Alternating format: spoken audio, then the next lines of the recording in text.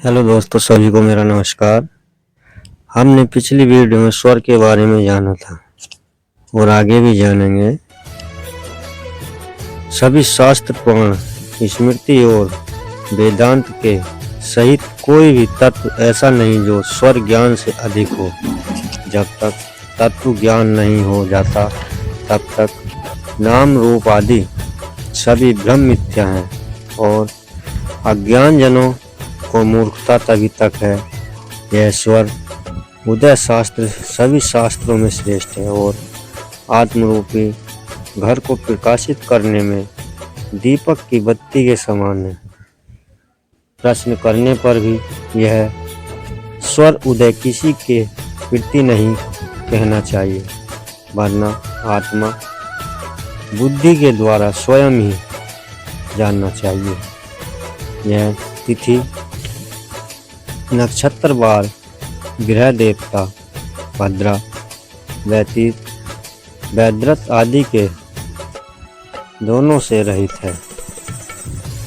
हे भक्तों, इस योग में न तो कोई कुयोग है न कभी होगा। शुद्ध स्वर बल प्राप्ति होने पर ही सब फल स्वरूप होते हैं।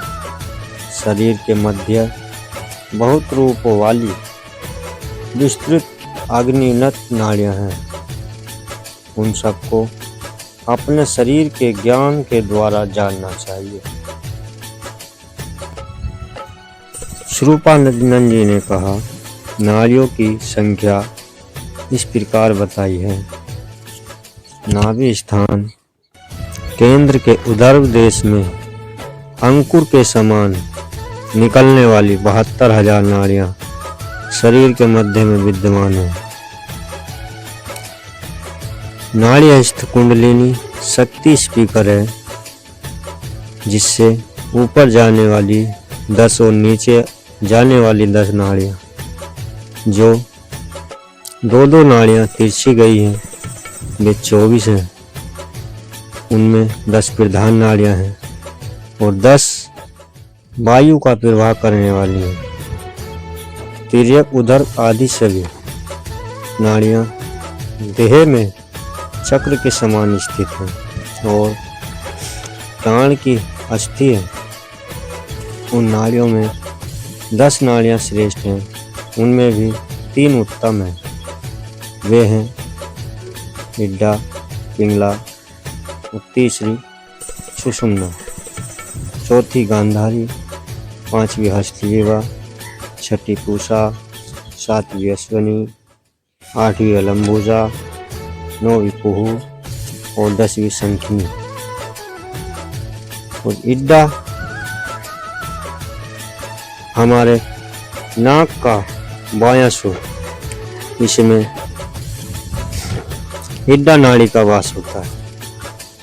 और पिंगला हमारे नाक का दायां सुर, इसमें पिंगला का वास होता है।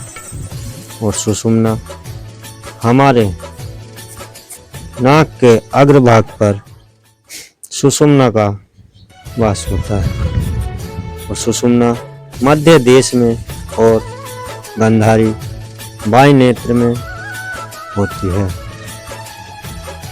और दाएं नेत्र में हस्तजीवा, दाएं कान में पूषा, बाएं कान में यशवनी और मुख में अलम्बुसा होती है। कुहू लिंग देश में होती है और शंखनी मूलगुदा में होती है।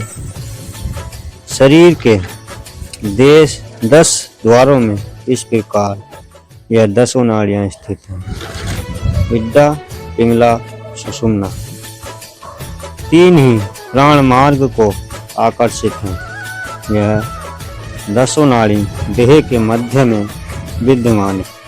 बताया किस प्रकार से। स्वरूपानंद संसार में सुख दुख एक समान, एक मिलत सुख होत है, एक विचरत ले प्राण। यानी संसार में दोनों की समानता, एक वस्तु मिलने से सुख प्राप्त होता है तथा एक वस्तु के बिछुड़ने पर दुख होता है। परंतु सुख जब मिलकर दूर होता है तो यह प्राण लेकर ही मानता है। इसलिए न तो हमें जब सुख आए तो ज़्यादा खुशी ना रहे, और अगर दुख आए तो ज़्यादा दुखी ना हो, क्योंकि जब तक जीवन रहेगा सुख दुख